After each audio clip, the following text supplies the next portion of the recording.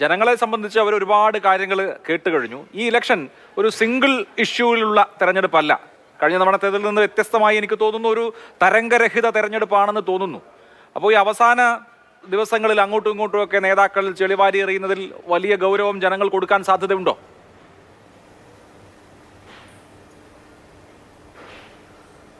അഭിലാഷ് പറഞ്ഞതുപോലെ തരംഗരഹിത തെരഞ്ഞെടുപ്പൊന്നുമല്ല ഇത് കേന്ദ്ര സംസ്ഥാന സർക്കാരുകൾക്ക് അവരുടെ ഭരണവിരുദ്ധ വികാരം, ആ രണ്ട് സർക്കാരുകൾക്കും എതിരായുള്ള ഭരണവിരുദ്ധ വികാരം ആഞ്ഞടിക്കുന്ന തെരഞ്ഞെടുപ്പാണിത്. ഒരു തർക്കവും വേണ്ട. ഇവിടെ CPM-ൻ്റെ പ്രതിനിധി പല കാര്യങ്ങളും ചോദിച്ചു. അത് ഇപ്പോൾ ഏറ്റവും അവസാനം ചോദിച്ചെന്താണ്, CMR-ലുമായി ബന്ധപ്പെട്ടാണ്. അനിൽകുമാറിനോട് ഒറ്റ ചോദ്യമേ ഞങ്ങൾ തുടക്കം മുതൽ ചോദിക്കുന്നുള്ളൂ. മുഖ്യമന്ത്രിയുടെ മകൾ എന്ത് സേവനമായിരുന്നു CMR-ൽ ചെയ്തു കൊടുത്തത്? ഉത്തരമുണ്ടോ? ഉണ്ടാവില്ലല്ലോ. SFIയുടെ അന്വേഷണം കഴിഞ്ഞോ? ഇല്ലല്ലോ. ഇൻകം ടാക്സിൻ്റെ ഇൻട്രീം സെറ്റിൽമെൻറ്റിൻ്റെ ഭാഗമായിട്ട് വന്നുള്ള ഉത്തരവ് ഉണ്ടല്ലോ. കോടതിയിൽ പോയി SFIയുടെ അന്വേഷണം അട്ടിമറിക്കാൻ ശ്രമിച്ചല്ലോ. എന്നിട്ട് വിജയിച്ചോ? പരാജയപ്പെട്ടില്ലേ? അത് എക്സാലോജിക്ക് മാത്രമല്ല, അതിനുശേഷം KSIDCയും ഏറ്റവും അവസാനം CMR-ലും പോയിട്ട് നടക്കാത്ത കാര്യം. അപ്പോൾ അതുമായി ബന്ധപ്പെട്ട അന്വേഷണം നടന്നുകൊണ്ടേയിരിക്കുകയാണ് എന്ന കാര്യത്തിൽ താങ്കൾക്ക് തർക്കം വേണ്ട. ഇത് നിങ്ങൾ ഒത്തുതീർപ്പാക്കുന്നോ, പ്രകാശ് ജാവദേക്കർ ഇടപെടുന്നുണ്ടോ എന്നൊന്നും എനിക്കറിയില്ല. ഏതായാലും അതൊക്കെ ശോഭയും അതുപോലെ തന്നെ ദല്ലാളും ഒക്കെ പറയട്ടെ. ഏതായാലും ആ കേസ് അതുപോലെ നടക്കുന്നു. ഇനി താങ്കൾ പറഞ്ഞു കഴിഞ്ഞ പ്രാവശ്യം കേരളത്തിലെ ജനങ്ങൾക്ക് ഒരു കയ്യബദ്ധം പറ്റിയതുകൊണ്ടാണ് 19 സീറ്റിലും ജയിച്ചത്, ഇപ്രാവശ്യം തിരിച്ചു വരും. എന്തിനാണ് തിരിച്ചു വരേണ്ടത്? എന്തിനാണ് LDF-ന് വോട്ട് ചെയ്യേണ്ടത്? ഇവിടെ നടക്കുന്നത് പഞ്ചായത്തിലേക്കുള്ള തെരഞ്ഞെടുപ്പല്ല അനിൽകുമാറെ.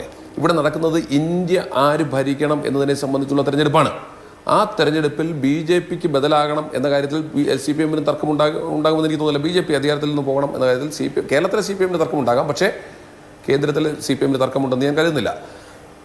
അങ്ങനെ ഇരിക്കെ ദേശീയ തലത്തിൽ BJPക്ക് ബദലാകാൻ കോൺഗ്രസിനല്ലാതെ ആർക്കാണ് കഴിയുക?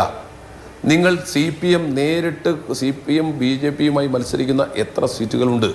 നിങ്ങൾ ദേശീയ തലത്തിൽ എത്ര സീറ്റിൽ മത്സരിക്കുന്നുണ്ട്? നിങ്ങൾക്ക് കഴിഞ്ഞ തവണ എത്ര ശതമാനം വോട്ട് ലഭിച്ചിട്ടുണ്ട്? അതിനപ്പുറത്തേക്ക് നിങ്ങൾക്ക് വോട്ട് ഷെയർ കൂടാനുണ്ടായ രാഷ്ട്രീയ സാഹചര്യം നിങ്ങൾക്കൊന്ന് ചൂണ്ടിക്കാണിക്കാമോ? ഇവിടെ കോൺഗ്രസിനെ ചുറ്റിപ്പറ്റിക്കൊണ്ട് തന്നെ കഴിഞ്ഞ തെരഞ്ഞെടുപ്പിൽ ഞങ്ങൾക്ക് സീറ്റ് കുറഞ്ഞെങ്കിലും ഞങ്ങൾക്ക് വളരെ കൃത്യമാണ് കാര്യങ്ങൾ. ഞങ്ങൾക്ക് 20% വോട്ട് ഷെയർ ഉണ്ട്. ആ 20% വോട്ട് ഷെയറും BJPക്കുള്ള 37% വോട്ട് ഷെയറും തമ്മിലുള്ള അന്തരം 17%. ആ 17% അന്തരത്തിൽ തന്നെ വലിയ സീറ്റ് വ്യത്യാസമുണ്ട്. ശരിയാണ്. അപ്പോൾ BJPക്ക് ബദലാകാൻ കോൺഗ്രസിനെ കഴിയൂ എന്ന് കേരളത്തിലെ ജനങ്ങൾക്ക് പ്രത്യേകിച്ചറിയാം, ഇന്ത്യയിലെ ജനങ്ങൾക്കറിയാം. അപ്പോൾ BJPക്ക് ബദലായി ഒരു സർക്കാർ കേന്ദ്രത്തിൽ അധികാരത്തിൽ വരണമെങ്കിൽ അവിടെ കേരളത്തിൽ നിന്ന് കൂടി പരമാവധി സീറ്റുകൾ UDF-ന് അനുകൂലമായി ജയിക്കേണ്ടതുണ്ട്. അതുകൊണ്ട് തന്നെ കേരളത്തിൽ നിന്ന് 20 സീറ്റിൽ ഞങ്ങൾക്ക് ജയിക്കാൻ കഴിയുന്ന രാഷ്ട്രീയ കാലാവസ്ഥ ഇവിടെ ഉണ്ട് എന്ന കാര്യത്തിൽ ഒരു തർക്കവും വേണ്ട. ഇവിടെ കോൺഗ്രസ് ഇവിടുന്ന് ജയിച്ചു പോയിട്ടുള്ള MP-മാരുടെ പാർലമെന്റിലെ പ്രവർത്തനങ്ങളെ സംബന്ധിച്ചൊക്കെ അനിൽകുമാർ അങ്ങ് വാതോരാതെ സംസാരിക്കാമല്ലോ. ഇവിടെ മുഖ്യമന്ത്രി നടന്ന് സംസാരിക്കുന്നുണ്ടല്ലോ ഇവിടെ പല വിഷയത്തെ സംബന്ധിച്ചും. മുഖ്യമന്ത്രിയും BJPയുടെ കേന്ദ്ര നേതൃത്വം എങ്ങനെയാണോ, അല്ലെങ്കിൽ BJPയുടെ പ്രധാനമന്ത്രി ഉൾപ്പെടെയുള്ളവർ എങ്ങനെയാണോ വർഗീയ വിഷം ചിറ്റിക്കൊണ്ടിരിക്കുന്നത്, അതിന് സമാനമായ രീതിയിൽ വർഗീയമായ ചേരിതിരിവുണ്ടാക്കാൻ ഈ മുഖ്യമന്ത്രി രാപ്പകലില്ലാതെ കേരളം മുഴുവൻ നടക്കുകയല്ലേ.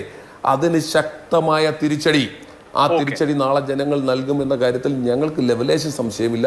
ഞാൻ ഒരിക്കൽ കൂടി ആവർത്തിക്കുന്നു, ദേശീയ സംസ്ഥാന സർക്കാരുകൾക്കെതിരായിട്ടുള്ള വിധിയെഴുത്ത് കേരളത്തിൽ 19 UDF-നും 20 സീറ്റിലും ജയിക്കാൻ കഴിയുമെന്ന കാര്യത്തിൽ ഒരു തർക്കവുമില്ല. അതിനുള്ള രാഷ്ട്രീയ സാഹചര്യമുണ്ട്.